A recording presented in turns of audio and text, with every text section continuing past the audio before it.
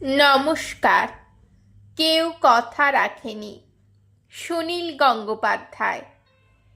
কেউ কথা রাখেনি।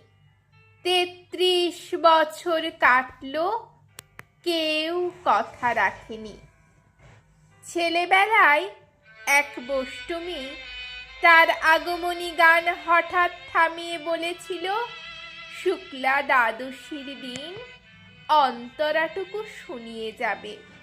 তারপর কত চন্দ্রভূক অমাবস্যা এসে চলে গেল, কিন্তু সেই বষ্টমী আর এলো না। ২৫ বছর প্রতীক্ষায় আছি। মামাবাড়ির মাঝি নাদের আলী বলেছিল, বড় হও দাদা ঠাকুর, তোমাকে আমি ৩ প্রহরের বিল দেখাতে নিয়ে যাব। সেখানে পদ্ম ফুলের মাথায় সাপ আর ভ্রমর খেলা করে। নাদের আলী, আমি আর কত বড় হব?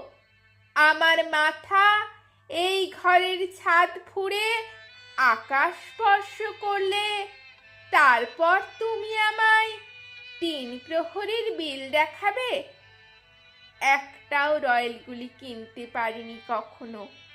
লাঠি লজেন্স দেখিয়ে চুষেছে লস্কর বাড়ির ছেলেরা।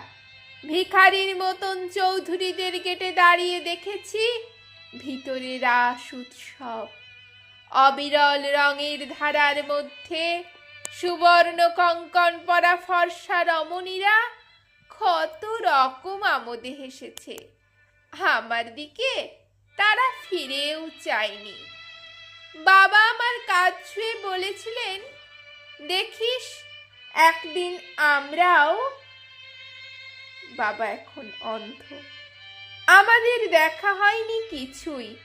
সেই রয়েলগুলি, সেই লাঠি লজেন্স, সেই রাস উৎসব আমায় কেউ ফিরিয়ে দেবে না। বুকের মধ্যে সুগন্ধি রুমাল রেখে বরুণা বলেছিল, যেদিন আমায় সত্যিকারের ভালোবাসবে সেদিন আমার বুকেও এরকম আতরের গন্ধ পাবে। ভালোবাসার জন্য আমি হাতের মুঠোয় প্রাণ নিয়েছি। দুরন্ত ষাঁড়ের চোখে বেঁধেছি লাল কাপড়। বিশ্ব সংসার তন্ন তন্ন করে খুঁজে এনেছি ১০৮টা নীল পদ্ম। তবুও কথা রাখেনি বরুণা। এখনো তার বুকে শুধুই মাংসের গন্ধ। এখনো সে যে কোনো নারী। কেউ কথা রাখেনি।